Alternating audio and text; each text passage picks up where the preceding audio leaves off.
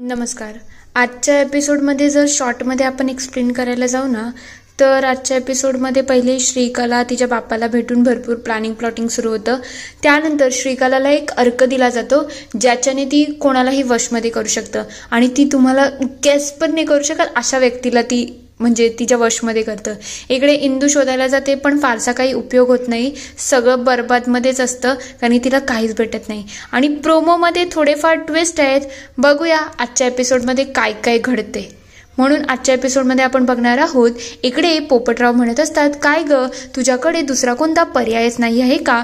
तेव्हा श्रीकला म्हणते, जर असता तर मी हे सगळं केलंच नसतं. बाबा प्लीज समजून घ्या, आपल्याकडे दुसरा पर्याय नाही आहे, तुम्हाला रत्नाला इथेच ठेवायला लागेल. तेव्हा ते म्हणतात, दुसरा ऑप्शन शोधा, हे मला मान्य नाही आहे. तेव्हा रत्ना म्हणते, मीही फक्त श्रीकलासाठी या गोष्टी ॲग्री करत आहे, नाही तर मलाही या सगळ्यामध्ये बिलकुल इंटरेस्ट नाही. तेव्हा तो म्हणतो, हिचं ते काही ना काही सुरू होतं तंत्रमंत्र आणि याचा मला त्रास होऊ शकतो. मला धुळीची ही एलर्जी आहे, धुराची एलर्जी आहे, मी कसं काही हिच्याबरोबर ॲडजस्ट करणार. तेव्हा ती म्हणते, ती साधना असते, उगाच माझ्या साधनेला नावं ठेवायची नाही. तेव्हा पोपटराव म्हणतात, जे काही असो, खरं श्रीकला एकदा विचार कर, हे इतरांना मला योग्य वाटत नाही, तू काहीतरी दुसरा तोडगा शोध ना. तेव्हा रत्ना म्हणायला, ते दुसरा ऑप्शन असता तर मी सुद्धा इथे आली नसती. खरं म्हटलं तर स्वतःचं घर सोडून दुसऱ्याच्या घरी राहणं मलाही चांगलं वाटत नाही. तेवढ्यात श्रीकला म्हणायला लागते, तुम्ही जरा शांत होता का? आपल्याकडे दुसरा कोणता ऑप्शन नाही आहे आणि माझं लग्न जोपर्यंत त्या घरामध्ये होत नाही ना, तोपर्यंत तुम्हाला हे सगळं करायलाच लागेल, कारण की ती इंद्रायणी माझ्यावरती बारीक लक्ष ठेवून आहे. जर तिला काही कळलं ना तर आपला प्लॅन पुरेपूर फसू शकतो. म्हणून प्लीज माझं ऐका आणि मी जे सांगते ना ते करा, कारण की दुसरा कोणता ऑप्शनच नाही आहे, जरा तरी समजून घ्या. आणि तुम्हाला दोघांनाही सांगते, कोणीही या घराच्या बाहेर जाणार नाही जोपर्यंत मी दिग्रजकरांची सून होत नाही आणि कोणीच गावकऱ्यांच्या नजरेसमोर सुद्धा येणार नाही. म्हणून प्लीज एवढं माझं ऐका, नाहीतर सगळं काही बर्बाद होईल. तेव्हा पोपटराव चिडून तिथून निघून जातात. हे सगळं झाल्यानंतर श्रीकला लगेच रत्नाच्या जवळ जाते आणि विचारते, काय ग तुला जो मी अर्क बनवायला सांगितला होता तो तू बनवलाय का? ती एक बॉटल देते आणि तेव्हा ती म्हणते, हे बघ ही दुधारी तलवार आहे, म्हणून याचा जरा जपून वापर कर. तेव्हा ती मनातल्या मनात विचार करते, याचा मी पुढे जाऊन खूप चांगला वापर करू शकते, पहिले याचा ट्रायल तर होऊ दे. तेवढ्यात इकडे श्रीकला विचारते, हे तर ठीक आहे पण याचा तुने कोणावरती वापर केला आहे का? तेव्हा ती म्हणते, नाही, तू तुझ्या नवऱ्यावरती याचा वापर करण्याच्या पहिले कुठेतरी हे वापरून बघ. तेव्हा ती म्हणते, ठीक आहे, मी पहिल्याला वापरते आणि त्यानंतरच पुढच्या कामाला लागते. दुसरीकडे इंदू पप्पाला भेटायला गेलेली असते. तेव्हा ती म्हणते, अरे ऐक ना, आपण श्रीकला काय आहे काय नाही हे शोधणं गरजेचं आहे. तेव्हा पप्पा म्हणतो, का आपण का शोधायचं? आपला आणि तिचा काय संबंध आहे? तू का गोपाळची एवढी काळजी करते? तो आपला विचार तरी करतोय का? तेव्हा ती म्हणते, पण आपण त्याचे लहानपणीचे मित्र आहोत ना, आपण त्याला असं सोडून काही चांगलं वाटत नाही. तेव्हा तो म्हणतो, त्यालाही विचार करायला पाहिजे, तो अधोक्षज विरुद्ध निवडणुकीला उभा राहिला, त्या मोहित बरोबर हातमिळवणी केली, त्यानंतर त्याने तुझ्यावरती किती घाण आरोप केले, तरी सुद्धा त्याचा तुला पुळका आहे. तेव्हा ती म्हणते, ते काही असो, आता इलेक्शन झालं, सगळ्या गोष्टी झाल्या ना, अजून आपण किती दिवस तेच धरून बसायचं आहे? त्याचं त्या श्रीकला बरोबर लग्न ठरलं आहे आणि मला ती मुलगी योग्य वाटत नाही. तेव्हा पप्पा म्हणतो, मला काय वाटते ते मी तुला सांगतोय, मी त्या गोपाळच्या मॅटरमध्ये पडणारच नाही आहे. आणि इंदू तू मेन आहेस, तू जरा विचार कर, तू नको ना या सगळ्यामध्ये पडू, या सगळ्याचा तुलाच त्रास होईल. तेव्हा ती म्हणते, हे बघ मी ठरवलं आहे, मी श्रीकलाचं बॅकग्राऊंड चेक करेल म्हणजे करेल. तेव्हा तो म्हणतो, मग मला याच्यामध्ये गिनू नको, मी काय याच्यामध्ये तुला सपोर्ट करणार नाही. पप्पा लगेच तिथून निघून जातो. इंदूला प्रश्न पडलेला असतो की आता मी काय करू ज्याच्यामुळे मी श्रीकलाचा पत्ता शोधू. इकडे श्रीकला त्या वाड्यातून बाहेर निघते. ती जशीच त्या वाड्याच्या बाहेर येईल तेवढ्यात तिथे करिश्मा आलेली असते. करिश्मा तिला विचारते, काय ग तू इथे काय करते? तेव्हा तीच तिला उलट प्रश्न विचारते, अगं तू इथे काय करते? तेव्हा ती सांगते, हे माझं गाव आहे, मी कुठेही फिरू शकते, तू सांग तू इथे काय करते? तेव्हा ती म्हणते, मागच्या वाडीमध्ये माझ्या ओळखीच्या आहेत त्यांना भेटायला आली होती. तेव्हा ती म्हणते खरं का की खोटं की तू माझ्याबरोबर सुद्धा बनवाबनवी करते. तेव्हा ती म्हणते असं का वाटते ग, आपण तर बेस्ट फ्रेंड आहोत ना. मी काम करते, चल मी तुला गोळा खावते म्हणजे तुला बरं वाटेल. तुला कोणता फ्लेवर आवडतो. तेव्हा ती म्हणते मला रोज फ्लेवर खायचं आहे, ते मला खूप आवडतं, पण मी 1 गोळा नाही मी 2 गोळा खाणार. तेव्हा श्रीकला म्हणते ठीक आहे काही हरकत नाही. ती तिला तिथून पुढे पुढे घेऊन जाते आणि त्या बंगल्याकडे एकदा मागे वळून बघते. दुसरीकडे इंदूला तो ॲड्रेस भेटलेला असतो. तेव्हा ती पहिले त्या नंबरवरती कॉल करते, पण तो नंबर सुद्धा चुकीचा असतो. म्हणून ती इकडे इम्रानला बोलवते आणि म्हणते इम्रान एक ठिकाणी चालायचं आहे. ती त्याला पहिले काहीच सांगत नाही, कारण की तिला डाऊट असतो की हा सुद्धा आपल्याला धोका देऊ शकतो. म्हणून ते दोघं गाडीने तिकडे जायला निघतात. तर दुसरीकडे इकडे करिश्मा विचारत असते काय ग श्रीकला, तू इकडे एकटीच कशी राहते, म्हणजे तुझं तुझ्या आईवडिलांची पटत नाही का. तेव्हा ती म्हणते असं काही नाही ग.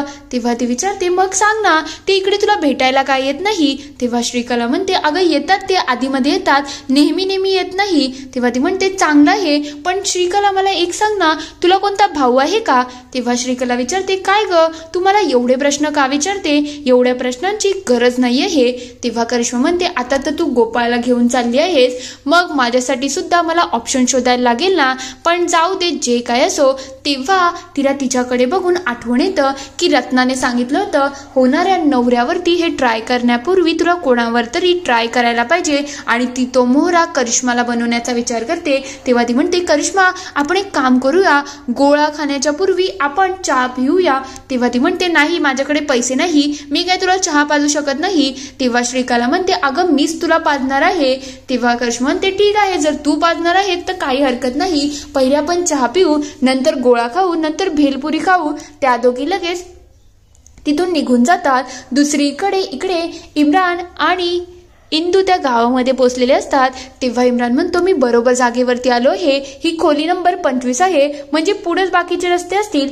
तेवढ्यात तो तिथे एका माणसाला विचारतो काय हो दादा इथे खोली नंबर 32 कुठे आहे. तेव्हा ते म्हणतात पुढच्या अंगाला आहे. तेव्हा तो म्हणतो म्हणजे मीच मूर्ख आहे ना, मला समजलं होतं तरी एकदा रिकन्फर्म केलं, हे बघ हे 30 नंबर आहे, म्हणजे पुढचं 32 नंबर घर असेल. तेव्हा इंदू मनातल्या मनात म्हणते विठुराया मी एवढ्या लांब आली आहे आणि तुला तर माहिती आहे हे मी गोपाळच्या भल्यासाठी करत आहे, म्हणून प्लीज हाताला काहीतरी लागू दे. तेवढ्यात इम्रान म्हणायला लागतो काय झालं तू कुठल्या विचारात आहे, जा की तुला जे शोधायचं आहे ते शोधून घे. तेवढ्यात इकडे श्रीकला चहामध्ये ते औषध टाकायला जात असते. ती लगेच ती बॉटल हातामध्ये घेते आणि ते चहामध्ये ओतायला लागते. हे सगळं करताना तिला खूप आनंद होत असतो. इकडे करिश्मा तिची वाट बघत असते. करिश्माला ती लगेच तो चहा पाजते. तेव्हा करिश्मा म्हणतो चहा तर खरंच खूप मस्त आहे. जसंच ती 2 घोट पिते त्यानंतर श्रीकला समजून जाते की हिला हे सगळं चढलेलं आहे. ती लगेच तिच्या हातातून तो ग्लास घेते, चहावाल्या दादांना पैसे देते आणि तिला म्हणायला लागते उठ आणि चल माझ्या बरोबर. करिश्मा काहीच न बोलता तिच्या मागे मागे करायला लागते. हे सगळं बघताना श्रीकलाला खूप आनंद होत असतो की फायनली मला जे पाहिजे ते मिळत आहे. ती लगेच तिला तिथून घेऊन जाते. दुसरीकडे इंद्रायणी इकडे त्या घराच्या बाहेर जाते आणि त्या घरावरती जाऊन दार वाजवते. तेव्हा ते म्हणतात काय झालं तुम्हाला काय हवं आहे. तेव्हा इंदू विचारते इथे श्रीकला राहते का, मी श्रीकलाला शोधायला आली आहे. तेव्हा ते म्हणतात तुम्ही दारावरची पाटी वाचली नाही का, गणेशचं घर आहे श्रीकलाचं नाही, इथे कोणी श्रीकला बिरकला राहत नाही, ओगस माझी दुपारची झोप खराब करताय. तेवढ्यात इम्रानला समजतं की ही ते श्रीकलाला शोधायला आली आहे. ते काका लगेच दार बंद करतात. तेव्हा इंदू म्हणते म्हणजे श्रीकलाने ह्या पत्ता सुद्धा खोटा दिला होता. इम्रान तिच्या जवळ येतो आणि विचारतो काय आहे इंदू हे सगळं, तू श्रीकलाचा शोध घेते. तेव्हा ती म्हणते आता तू सुद्धा मला प्रश्न विचारू नको, प्लीज ऐक ना माझं, आणि मी जेवढं सांगते तेवढं सांग, यामधलं अधोक्षजला काही सांगता कामा नये, तुला माझी शपथ आहे. तेव्हा तो म्हणतो ठीक आहे काही हरकत नाही, चल आपण पुढे जाऊ. ते दोघं लगेच तिथून निघून जातात. दुसरीकडे इकडे श्रीकलाने करिश्माचं माकड करायला घेतलेलं असतं. ती म्हणते आता तर खरी मजा येणार आहे, बघू ही माझ्यामध्ये किती अडकलेली आहे. ती लगेच तिला पुढे जाते आणि थांबायला लावते. पहिले ती सांगते एक काम कर, जोरजोरात क्लॅप कर. ती लगेच क्लॅप करायला लागते. नंतर ती म्हणते आता एक काम कर, उड्या मारत क्लॅप कर. ती उड्या मारत सुद्धा क्लॅप करायला सुरुवात करते. त्यानंतर ती म्हणते एक काम कर, आता डोक्यावरती एक हात ठेव, कमरेवरती एक हात ठेव आणि ठुमका मार. ठुमका मारत मारत आता तू गोल फिर. हे सगळं तिचं सुरू असतं तेव्हा हे सगळं बघून तिला खूप आनंद होत असतो. तेव्हा ती म्हणते आता एक काम कर, आता तू लेफ्ट राईट दोन्हीकडून टर्न घे आणि परेड करत माझ्याजवळ ये. हे सगळं होत असताना श्रीकलाला खूप आनंद होत असतो. तेव्हा ती म्हणते आता तरी हिला खरंच मजा येईल, हे तर रिमोट माझ्या कामाचं झालं आहे, आता या रिमोटला कधी कुठे वापरायचं ना हे माझं मी ठरवेल. तेव्हा ती म्हणते हे बघ आता तू पुढे जाताना लेफ्ट राईट करतच जायचं आहे, पूर्ण रस्ता तुला असाच पार करायचा आहे. लगेच ती तशी चालायला लागते. हे सगळं होत असताना श्रीकला म्हणायला लागते आता तर खरी मजा येणार आहे, आता हे सगळं आपण गोपाळवर सुद्धा करू शकतो. तर दुसरीकडे इंदू आणि इम्रान इकडे चाललेले असतात. तेव्हा इम्रान म्हणतो तुझं चाललं काय आहे आणि तू हे सगळं का करते. तेव्हा ती म्हणते हे बघ जर आता तुलाही माझ्या बरोबर यायचं नसेल तर तू ठरव, मी काय तुझ्या मागे मागे करणार नाही, मी एकटी जाते. तेव्हा तो म्हणतो अगं नको ना असं बोलू, मी येतोय ना तुझ्या बरोबर. तेवढ्यात तिथे एक काका आलेले असतात. ते म्हणायला लागतात बाळांनो तुम्ही हे लाकडाचं जे काही आहे ते माझ्या डोक्यावरती देणार का. तेव्हा इंदू म्हणते हो की आम्ही देऊ ना काका, हवं असेल तर हा इम्रान आहे ना हा तुम्हाला घरी सुद्धा सोडेल. तेव्हा तो म्हणतो हो हो काका तुम्ही काळजी करू नका, मी आहे ना मी तुमची मदत करेल. तेव्हा तो म्हणतो नको रे पोरांनो तुम्ही एवढे कष्ट नका घेऊ. तेव्हा ते म्हणतात नाही नाही मी खरंच करणार आहे, तुम्ही काळजी करू नका मी करतोय ना. तेव्हा इंदू म्हणायला लागते आमचा हा रांगडा गडी आहे, हा वाटेल ते करू शकतो, काका घ्याच की आणि तुम्हाला तुमच्या घरापर्यंत हे नक्की सोडवतील. ते लगेच त्या काकांची मदत करायला निघत असतात. इथे हा एपिसोड संपतो. पुढील भागात आपण बघणार आहोत इंदू त्यांच्या घरी जाते आणि पाणी प्यायला लागते. तेव्हा ती काका म्हणतात तुला माहितीये का माझी मुलगी सुद्धा विठूच्या वाडीमध्ये शिकते. तेव्हा ती तिथे शिक्षिका आहे. हे ऐकल्यानंतर इंदू विचारते ती कोण आहे, तिचं नाव काय. तेव्हा ते म्हणतात तिचं नाव श्रीकला आहे. हे सगळं श्रीकलाने प्लॅन केलेलं असतं.